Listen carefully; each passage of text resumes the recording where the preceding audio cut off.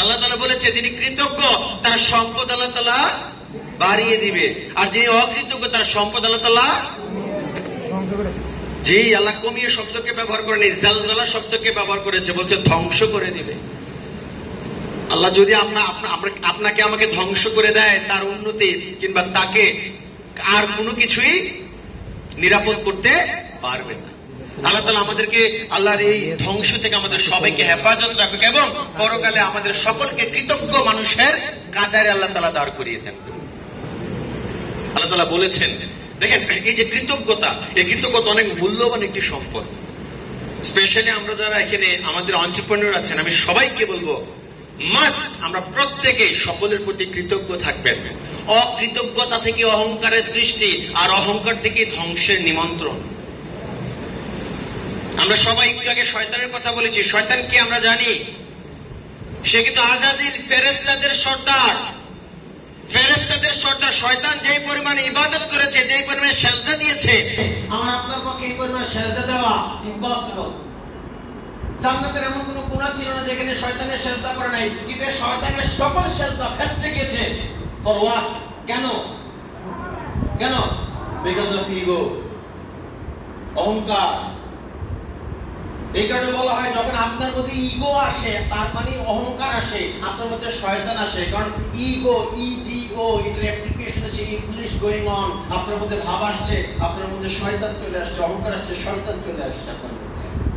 আচ্ছা বলেন তো, ওই যে অহংকারের কারণে শয়তান জান্নাত থেকে বিতাড়িত হয়েছে, এই অহংকার এখন আমাদের মধ্যে আছে কিনা?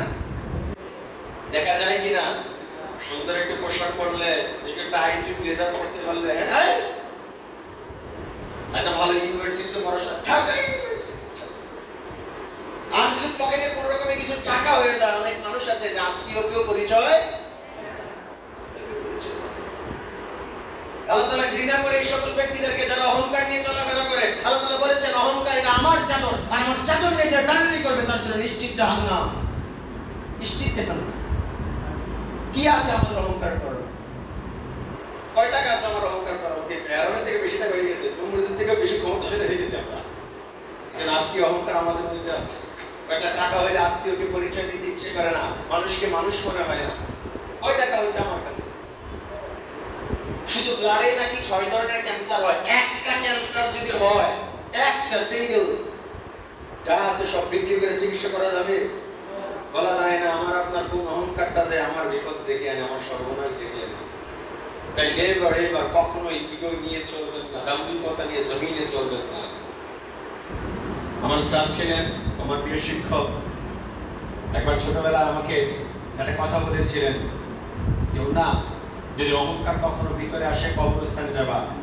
মাঝে মাঝে কবরস্থানে যাবে। স্যার কেন? স্যার কবরস্থানে গেলে তুই বুঝবি তোর থেকে অনেক শক্তিশালী, সুন্দর, প্রকোষ্ঠ, শিক্ষিত, জ্ঞানী মানুষ শুয়ে আছে। তোমার আমার অহংকার করার মতো কিছু নেই। আছে একটা পিঁপড়ার মতো ক্ষমতা হতো আমাদের নেই। একটা পিঁপড়াকে এখান থেকে 6,000 টাকা ফালাই দিতে হবে, আকাশ ব্যাপার। আমাকে আপনাকে ফালাই দিলে টমের মতো ছড়াইয়া ছিটাইয়া থাকবে।